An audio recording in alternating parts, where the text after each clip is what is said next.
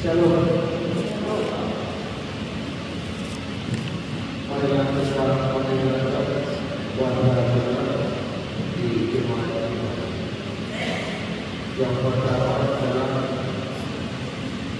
nama minggu kita di hari ini untuk pesta bersama peringatan hari turunnya Roh Kudus atau pesta pertama topik minggu peran Roh Kudus dalam hidup atau dalam di kemudian bodohnya manusia. Yang kedua kepada bahasa Indonesia. Pada hari ini kita melaksanakan ibadah berbahasa Indonesia yang mengumpulkan persembahan yang kelima di dalam takwa yang akan dipergunakan untuk keperluan operasional berikutnya. Yang ketiga kepada partai. Pada hari ini 9 Juni 2025 yang akan datang kita akan mengadakan kepada pesta kedua peringatan dengan turunnya Roh Kudus atau peringatan kedua bersama anggota Komisi Jayapura di Pantai Hamasan. Ibadah dimulai pukul 09.00. Kita akan berangkat bersama dari gereja pukul 7.30 tepat. Jemaat diharapkan membawa nasi masing-masing, sedangkan lauk makan siang akan disediakan oleh gereja. Yang keempat, yang bertugas membersihkan gereja di tanggal 13 Juni 2025 adalah keluarga Agung Mawar,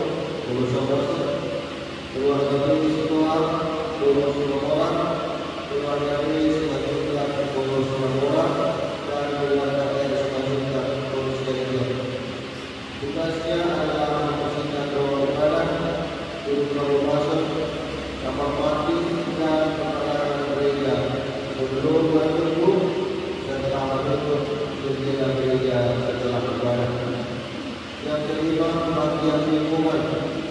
Bagian lingkungan pada tahun 2025 diadakan di rumah keluarga Selanjutnya Surabaya yang beralamat di Jalur Bangsa. Ibadah masuk yang 18 unit dan diharapkan bagi semua anggota jemaat untuk datang mengikuti ibadah tersebut.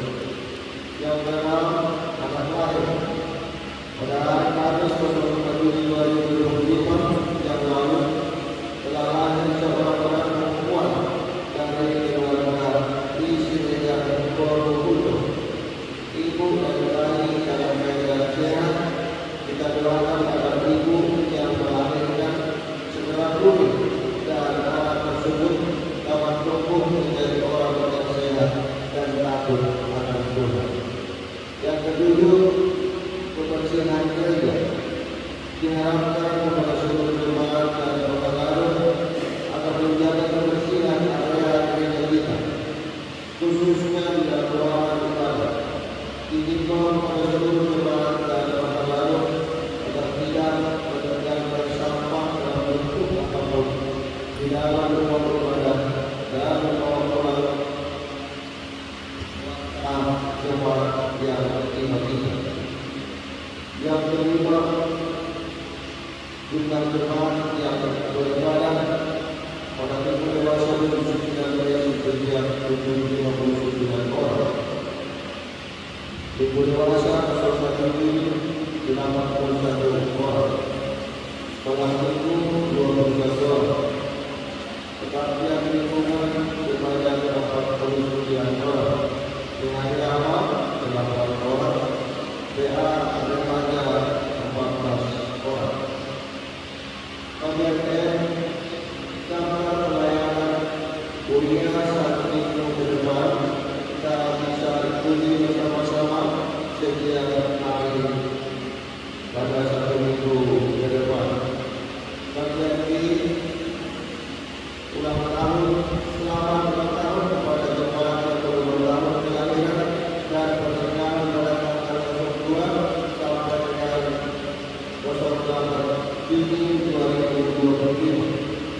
tahun kelahiran.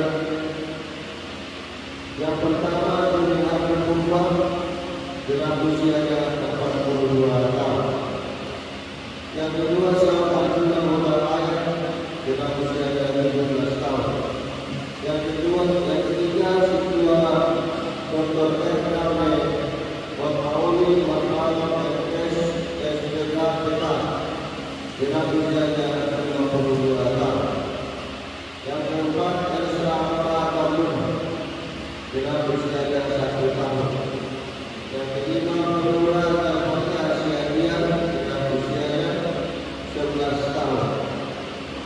Yang keenam Leonel Putra Edi Syadian dengan usianya 1 tahun. Demikian terpatuhan di dalam Yohanes 15 ayat itu. Jika Allah menerima di dalam waktu dan bermakmum kita di dalam waktu, mintalah apa saja yang kamu kehendaki dan kamu akan menerimanya. Bagaimana antara ibadah pertanyaan saat kita beribadah agar semuanya dibawakan. Bagian ini waqara keuangan. Cicilan kursi pajak dari keluarga Pak Bayu bonus wajibkan sebesar Rp200.000. Bagian A keluarga Pak Bayu wajibkan untuk pembangunan untuk persiapan bulanan yaitu kemudian Rp50.000, operasional Rp50.000. Yang pajak ini keluarga keluarga Sidana foto terbuka pada Juli sampai Desember 2025 kemudian Rp150.000, operasional Rp150.000. Yang ke-10 iuran pembangunan. Kami minta dari keluarga apa itu bonus wajibkan dari Januari sampai Februari sebesar Rp100.000. Dari keluarga Siswa Senaga bonus pembangunan dari Juli sampai Desember 2020 sebesar Rp300.000. Bagi yang ke-11 Muhammadiyah kami menerima dari keluarga M semua keluarga berubah atas penyertaan Tuhan kepada keluarga sehingga kemudian operasional dunia Rp500.000. Total keseluruhan Rp5.190.000. Total penerimaan kuliah Rp2.880.350. Total pemasukan pembangunan Rp854.750. Total pemasukan pusat organisasi Rp1.670.500. Laporan keuangan Kabupaten Berkelok bulan tahun 2025. Jumlah masuk bulan ini untuk kuliah Rp2.287.750. Pembangunan Rp3.679.100. Pusat sentralisasi Rp4.224.150. Total pemasukan bulan ini Rp2.240.000. Satu awal bulan ini sebesar Rp182.433.650. Jumlah pemasukan sampai dengan 2025 sebesar Rp150.771.800. Jumlah uang masuk ke keuangan Rp3.679.100. Jumlah uang masuk pusat Rp4.244.150. Jumlah total uang masuk Rp158.158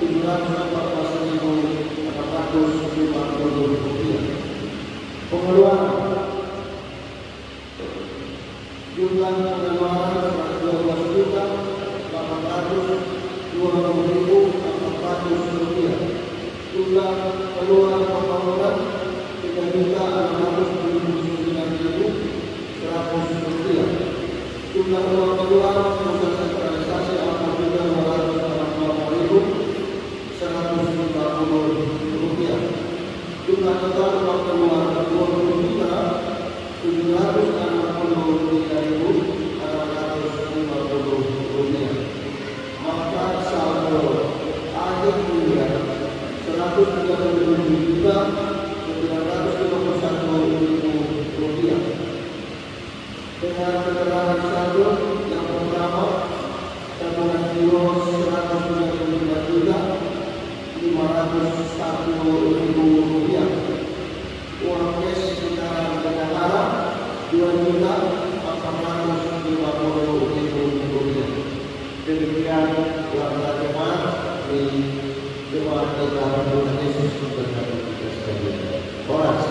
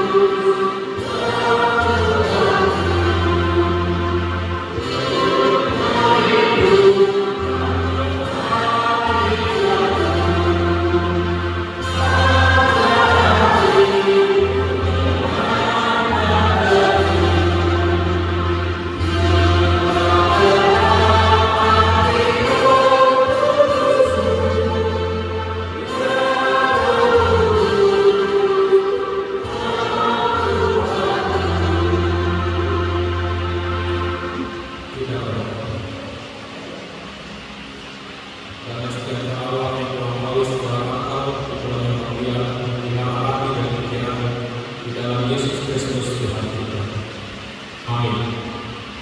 Shalom. Selamat Pentakosta untuk kita semua. Selamat Hari Pentakosta. Jemaat yang dikasihi Tuhan, khotbah di Minggu Pentakosta hari ini dengan topik Minggu Peran Roh Kudus dalam hidup orang percaya, tertulis di dalam Yohanes pasal 14 ayat 15 hingga ayat 25. Yohanes pasal 14 ayat 15 hingga ayat 25. Saya akan bacakan untuk kita semua. Mari kita mengikutinya di dalam hati kita masing-masing. Beginilah firman Tuhan. Jikalau kamu mengasihi aku, kamu akan memenuhi segala perintahku. Aku akan minta kepada Bapa dan Ia akan memberikan kepada seorang penolong yang lain, supaya Ia menyertai kamu selama-lamanya, yaitu Roh kebenaran. Dunia tidak dapat menerima Dia, sebab dunia tidak melihat Dia dan tidak mengenal Dia. Tetapi aku mengenal Dia, sebab Ia menyertai kamu dan akan diam di dalam kamu. Aku tidak akan meninggalkan kamu sebagai yang sendirian. Aku datang kembali kepadamu. Tinggal sesaat lagi dan dunia tidak akan melihat aku lagi. Tetapi kamu melihat aku, sebab aku hidup dan kamu pun akan hidup.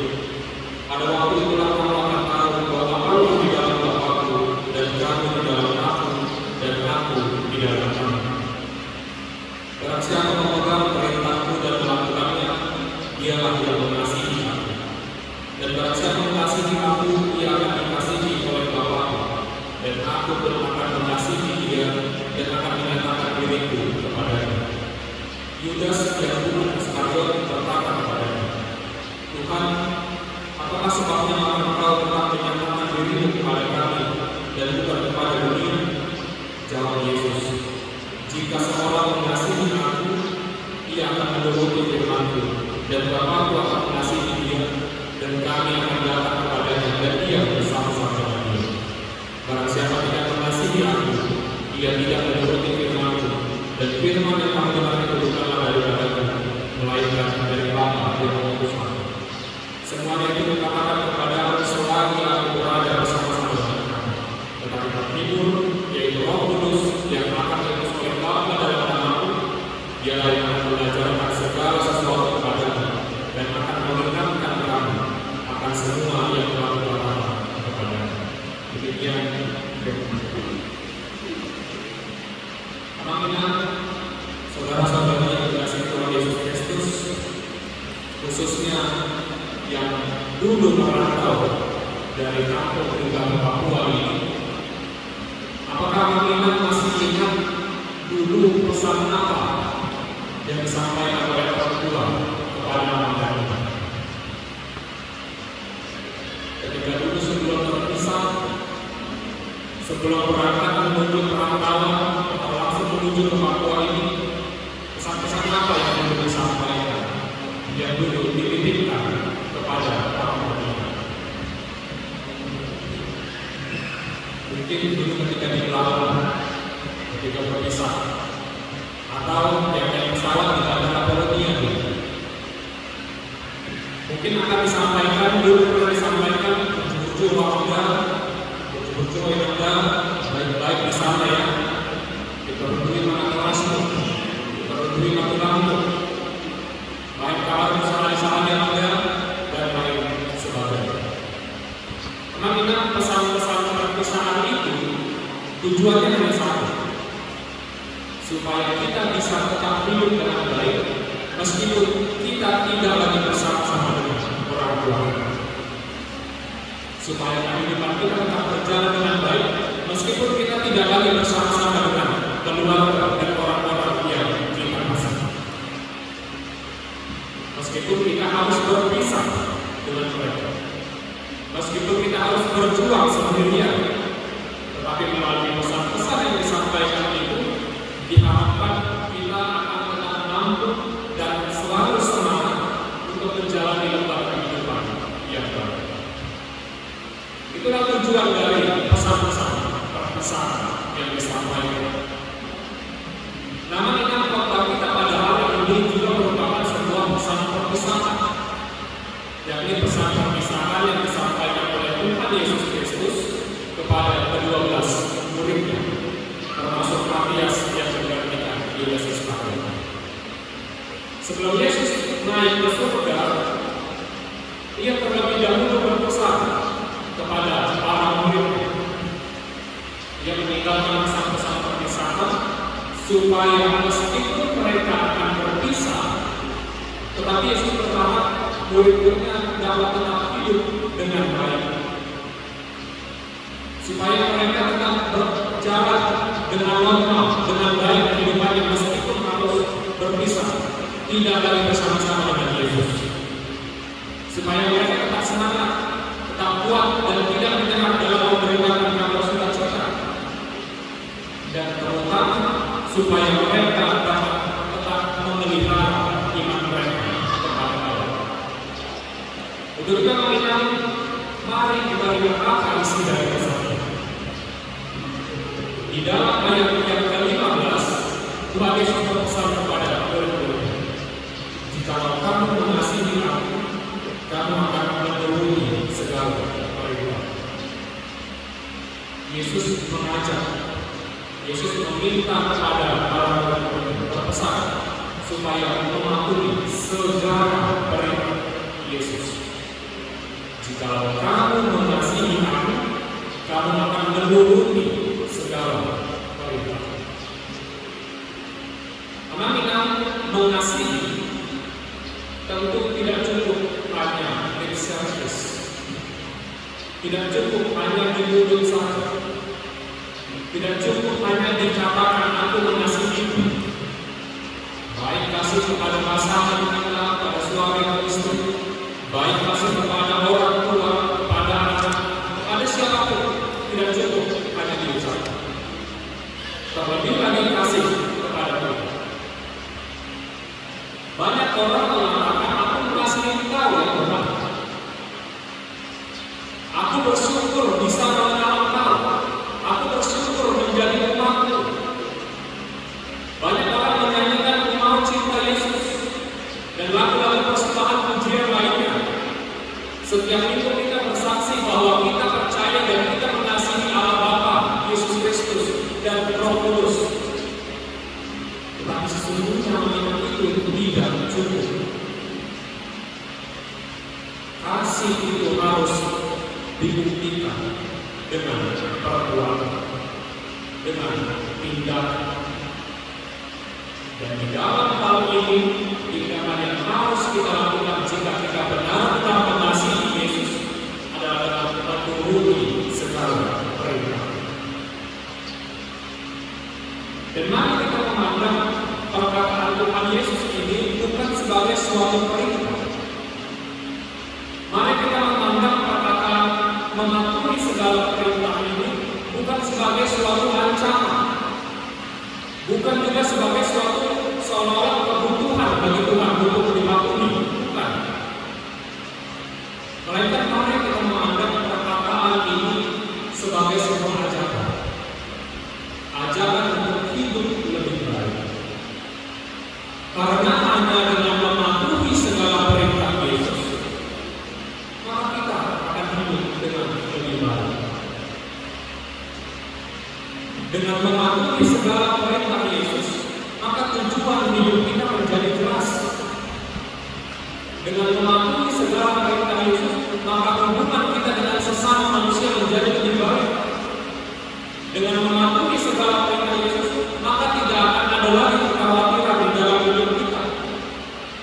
Dan yang paling penting, dengan mematuhi segala perintah Yesus, kita akan terlepas dari belenggu dosa. Untuk melalui khotbah ini kita diajak untuk mengasihi Tuhan Yesus dengan cara mematuhi segala perintah. Yang menjadi masalah sekarang, menuruti perintah Yesus ternyata bukan suatu perkara yang mudah. Melakukan firman Tuhan dalam hidup kita ternyata bukan suatu hal yang gampang untuk Tuhan. Sulit bagi kita terus-menerus melakukan apa yang Tuhan perintahkan. Sulit bagi kita untuk konsisten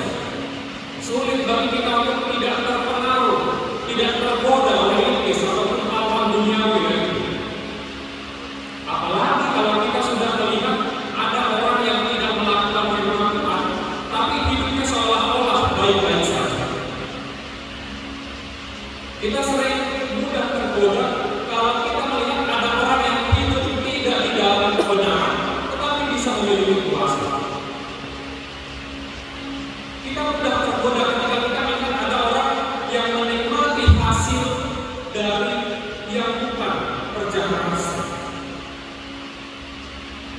Hal-hal inilah yang membuat kita mudah sekali tergoda, mudah sekali menggoyahkan diri, sehingga kita terkadang memilih untuk tidak melakukan perintah Tuhan.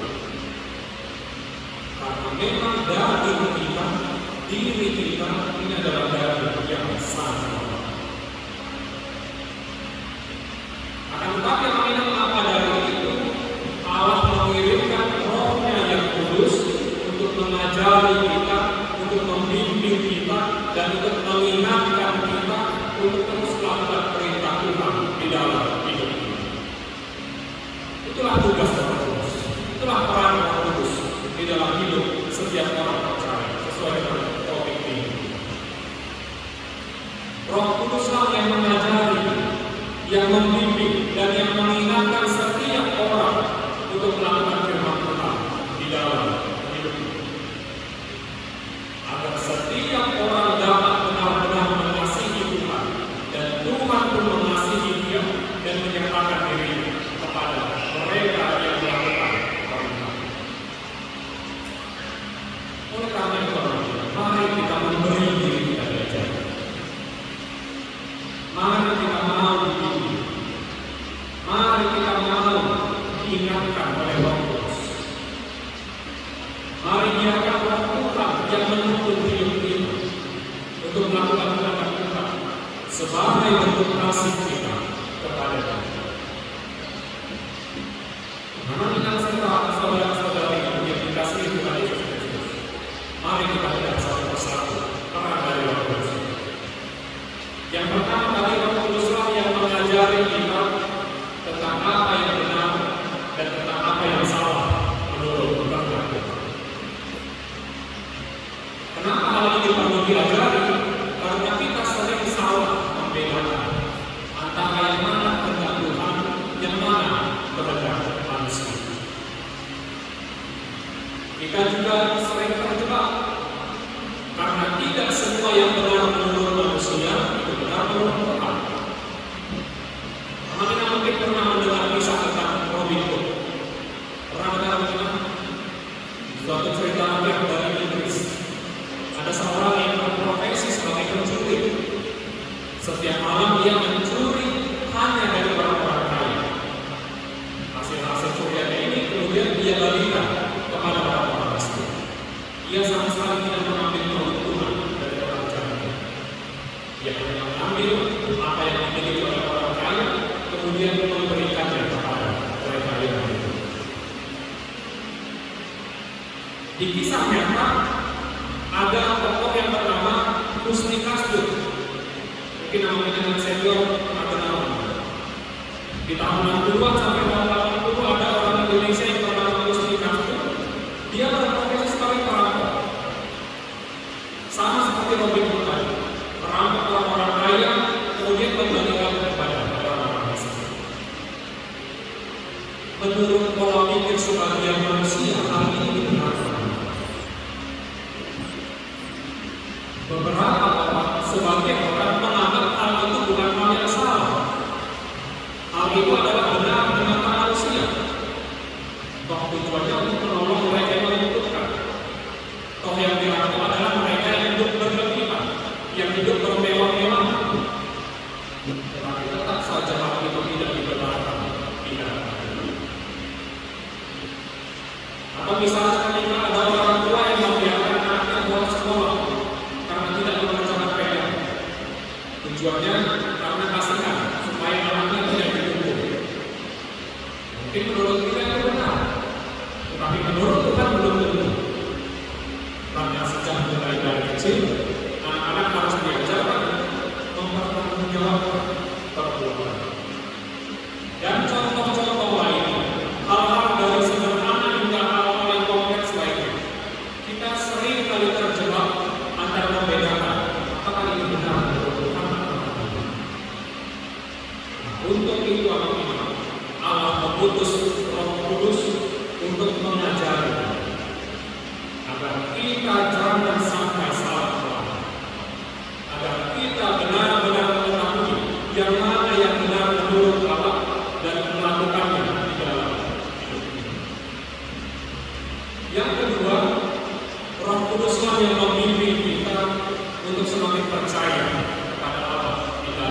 Yesus Kristus. Anak-anak, mari kita baca bersama-sama ayat yang ke-17, 1-2, yaitu Roh berkata, dunia tidak dapat menerima Dia, sebab dunia tidak melihat Dia dan tidak mengenal Dia. Tapi kamu mengenal Dia, sebab Dia menyertai kamu dan akan Dia menolong. Dunia tidak mengenal Kristus, dunia tidak mengenal Dia. Kemudian dilanjutkan di ayat ke-22, ada murid Yesus yang bernama Yudas, bukan Yudas Iskariot, atau dia sering disebut sebagai Tadeus, berkata di ayat ke-22 bertanya, Tuhan, apakah sebabnya maka Engkau hendak menyatakan diri kepada kami dan juga kepada dunia? Dari kedua ayat ini kita bisa melihat bahwa peran Roh Kudus, perkataan mereka yang dua ayat tadi menyatakan bahwa ada peran Roh Kudus yang membimbing kita untuk bisa percaya kepada Dia.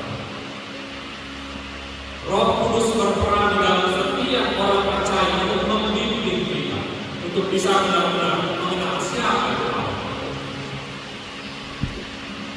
Oleh karena itu orang yang tidak menerima Roh Kudus, yang tidak membiarkan Roh Kudus bekerja di dalam hatinya, tidak akan bisa mengenal Allah.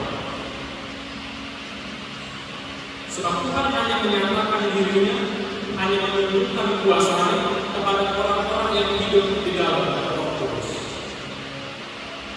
Maka dari itu, semakin jauh seseorang dari Roh Kudus, semakin dia akan meragukan Tuhan di dalam hidupnya.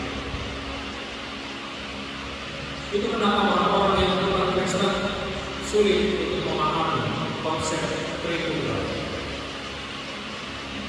Sulit memahami bahwa Tuhan itu satu di dalam tiga pribadi yang berbeda. Mereka berkeras, mereka tersebut bahwa Tuhan itu ada tiga. Kenapa? Karena mereka tidak dibimbing oleh Roh Kudus.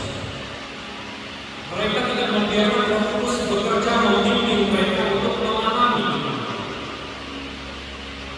Sedangkan kita yang hidup di dalam Roh Kudus, meskipun sulit untuk menjelaskannya, tapi Roh Kudus membimbing kita untuk mengimani. Roh Kudus juga yang membimbing kita untuk mengimani, mempercayai perbuatan-perbuatan Yesus di dalam hidup manusia. Ia berjalan di atas air. Ia membangkitkan orang mati. Ia menyembuhkan orang yang lumpuh, yang secara akal sehat manusia sulit untuk diterima. Tetapi Roh Kudus membimbing. Sekalipun kita tidak melihatnya secara langsung, tetapi Roh Kudus membimbing kita untuk mengimani. Roh Kudus juga yang mengimani dan membimbing kita untuk mengimani janji keselamatan yang diberikan Tuhan kepada setiap orang percaya. Roh Kudus yang membimbing. Yang ketiga, peran Roh Kudus di dalam hidup orang percaya yaitu mengingatkan kita untuk terus setia melakukan firman Tuhan di dalam hidup kita. Di dalam hidup ini sering kali kita diperhadapkan dengan pilihan-pilihan yang sulit. Ketika kita harus memilih jalan mana yang harus kita tempuh. Ketika kita harus memilih antara dua hal yang harus diperjuangkan salah satunya. Bisa Roh Kudus hadir untuk berbicara, untuk menuntun kita memilih dan melakukannya. Roh Kudus juga yang mengingatkan kita agar tidak salah langkah di dalam hidup. Roh Kudus mengingatkan kita melalui suara hati agar jangan sampai kita terjatuh ke dalam dosa. Meskipun suara hati itu, suara Roh Kudus itu juga yang sering kita alami. Di dalam PPT 424, suara di kopi itu ada, cocok di lamosi, di dunia. Suara Roh Tuhan sering kau abaikan, tak kau percuma.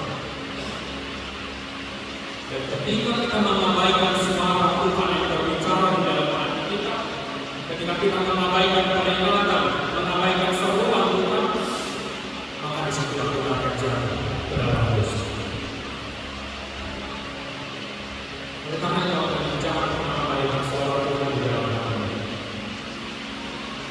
Jangan pernah abaikan peringatan dari dalam hati,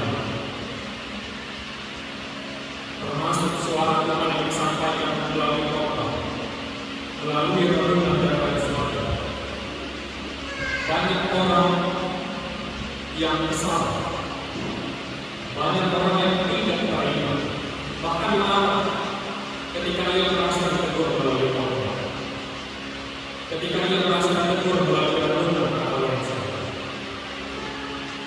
Khotbah tidak pernah bertujuan untuk menyakiti perasaan yang ada. Khotbah tidak pernah bertujuan untuk menyakiti perasaan. Jadi kalau Tuhan merasa ditegur oleh khotbah, oleh firman Tuhan, itu artinya Roh Tuhan sedang mengingatkan.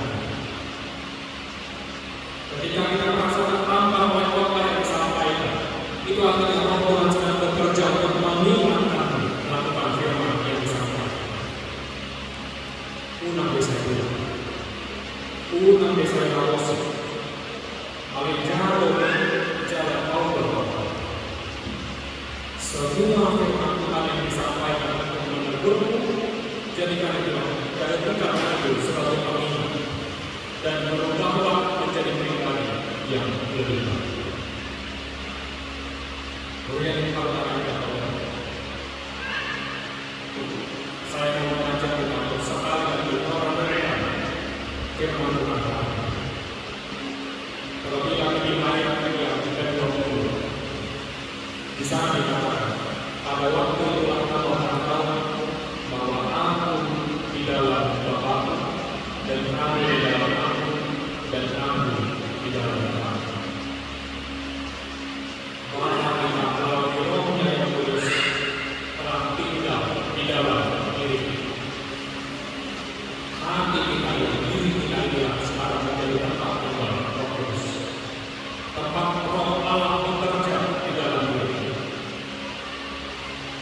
Memang nyaman tinggal di rumah yang kotor.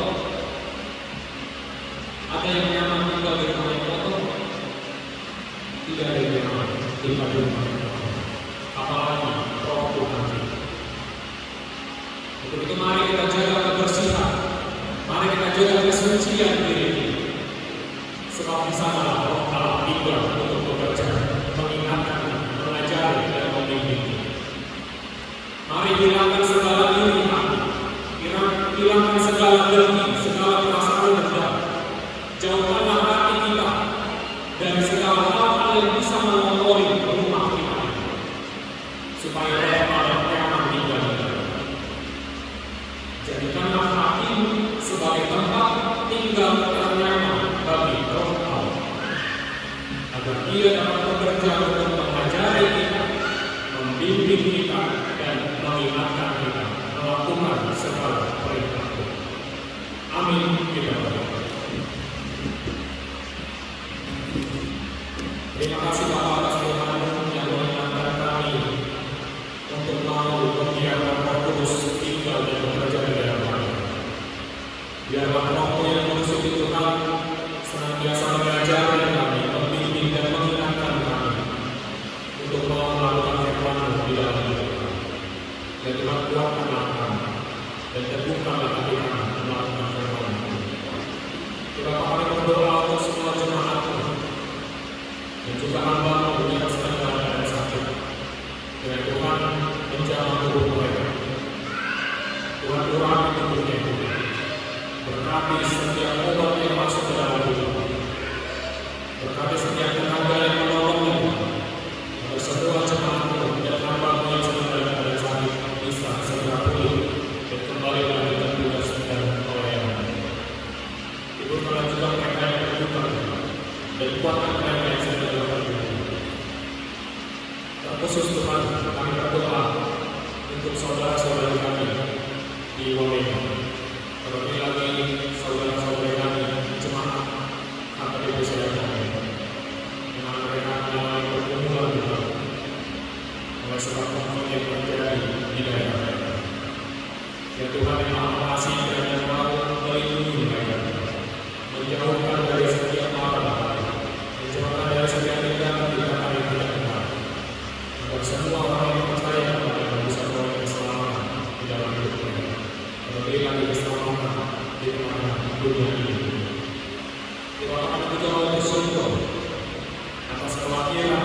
saudara jemaat yang baru berjamaah gereja ini.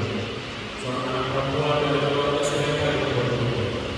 Terima kasih Tuhan karena anak itu boleh lahir dengan keadaan sehat. Dan Tuhan memberkati tumbuh kembang dalam menjadi anak Tuhan. Memberkati orang tua yang memberikan kesehatan dan berikan rezeki dari Tuhan. Agar keluarga itu bisa menjadi keluarga yang bersukacita, yang terlibat berkat Tuhan, menjadi pengawal orang-orang penyalur berkat Tuhan serta hidup. Kami juga bersyukur Tuhan untuk penambahan usia bagi seluruh jemaat dan hamba yang berulang tahun di dalam hidup. Anak-anak Tuhan yang setua 20 tahun, anak-anak Tuhan, Saul Buhaya, Elsa Marunan, Theodora Siaga, dan lain-lain. Terima kasih Tuhan untuk umur yang baru di dalam kehidupan kami. Dan Tuhan semakin tambahkan sukacita, Tuhan tambahkan kesehatan, Tuhan berkati setiap pekerjaan mereka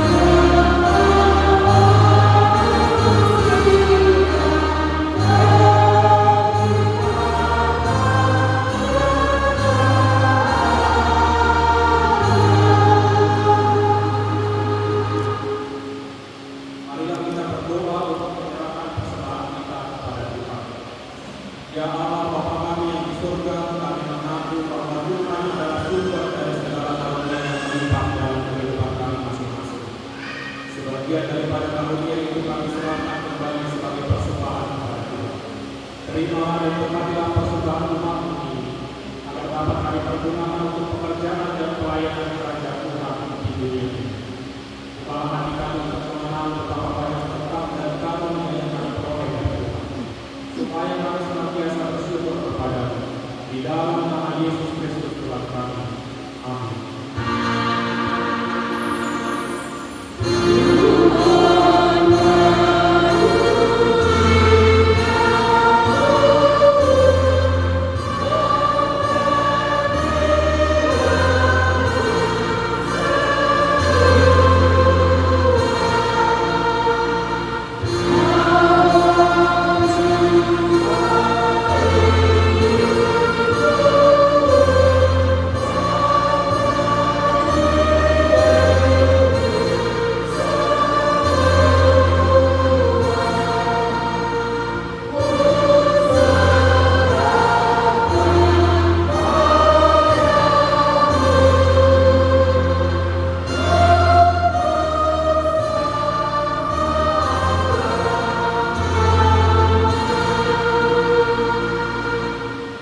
Ya Tuhan Allah Bapa kami, tidak ternilai besarnya anugerah-Mu kepada kami, karena Engkau suka anugerahkan kepada kami orang yang hina. Pemberian melebihi dunia dengan segala isi. Kami berterima kasih dan memuji nama-Mu, karena kebesaran dan kemuliaan yang Engkau nyatakan kepada kami. Curahkanlah Roh Kudus kepada jemaat-Mu, orang-orang percaya yang setia di dalam kepada Yesus Kristus Tuhan kami, agar kami diajar, dipimpin, diterangi dan dikuduskan, serta dikuatkan untuk melayani firman. Ya Roh Kudus, persatukan jemaat yang Kau pilih agar saling menerima dan saling mengasihi selaku anggota tubuh Kristus yang kudus. Sinari dan terangilah hati kami, agar kami mengenal segala dosa dan kesalahan kami, dan agar kami setiap hari disucikan dan diperbaharui, serta layak bersekutu di dalam jemaat yang kudus dan aman. Tolonglah kami agar tetap menyadari bahwa kami telah memperbaraikan dengan Allah dengan penuh keyakinan kami dapat tersebut. Bapa kami di dalam Tuhan Yesus Kristus, limpahkanlah rupa-rupa karunia kepada jemaat-Mu, agar semakin bertambah banyak pemberi Injil, pengajar, dan yang rela mengasihi sesama manusia. Terangi dan berkatilah persekutuan orang Kristen di gedung gereja, di sekolah, dan di rumahnya masing-masing, agar mereka sadar akan persekutuan di surga kelak. Bangunkanlah orang yang tertidur dan berilah kekuatan kepada orang lemah. Serahkanlah fasik dan segala supaya mereka bertobat dan meninggalkan kejahatan mereka. Berilah hikmat kebebasan kepada orang yang rendah hati, dan timbulkanlah orang yang bersalah dan menderita, agar mereka tidak dicemoohkan dunia. Lindungi dan tinggallah bersama orang yang menganiaya karena iman kepada Kristus, agar mereka tidak keluarkan bagaimana dan apa yang telah mereka. Bimbinglah mereka, penguasa dan pelajar, agar mereka bertindak adil dan patuh akan hari perlakuan Tuhan. Kuatkan dengan kami agar kami selalu yakin bahwa segala yang disangsikan diampuni, dan kami akan